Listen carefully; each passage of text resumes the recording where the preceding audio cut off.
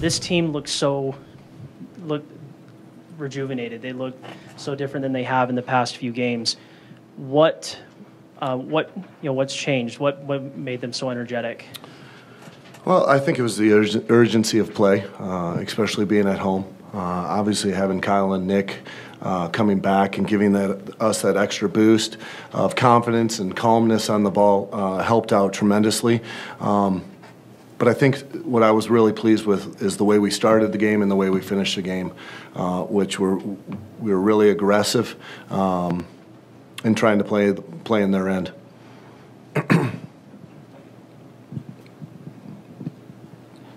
You said the other day probably not. So could you give us a rundown of the decision to start Kyle and Nick?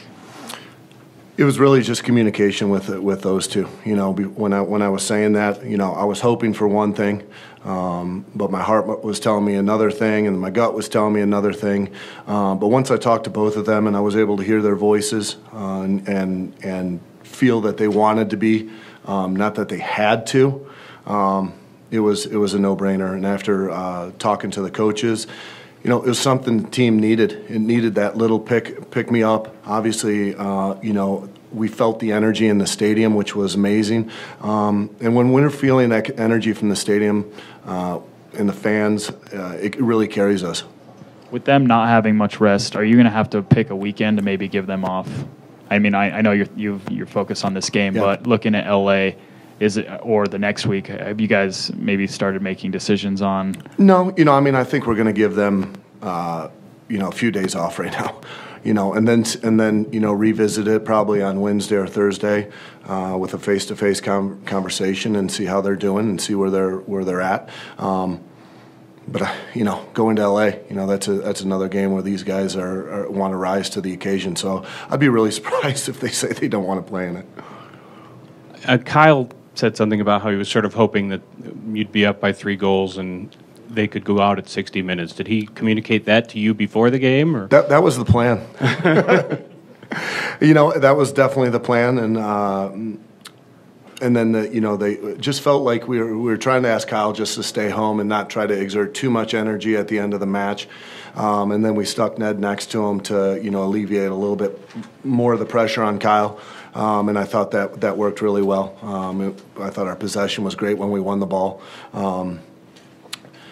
But the plan was to get him out at 60.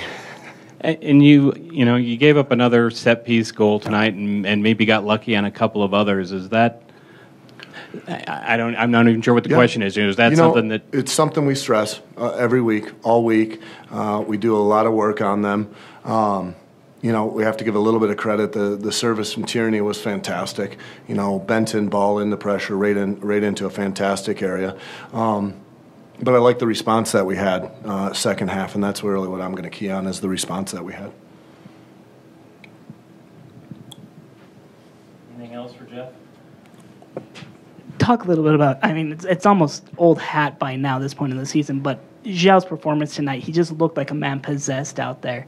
I mean, just how big was that, aside from, obviously, the emotional boost of Nick and Kyle? How big was Zhao? Yeah, I mean, he was threatening all night long. He was making fantastic runs, and our midfielders were seeing the runs that he was making. You know, him and Devin had a great partnership tonight.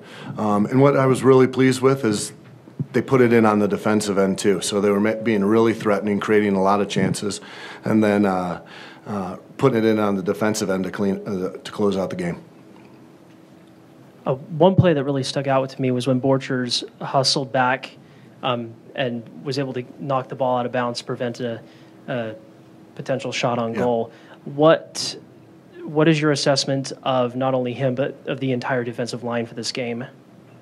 I thought they were incredibly strong. The whole back four and Kyle as a unit was really solid.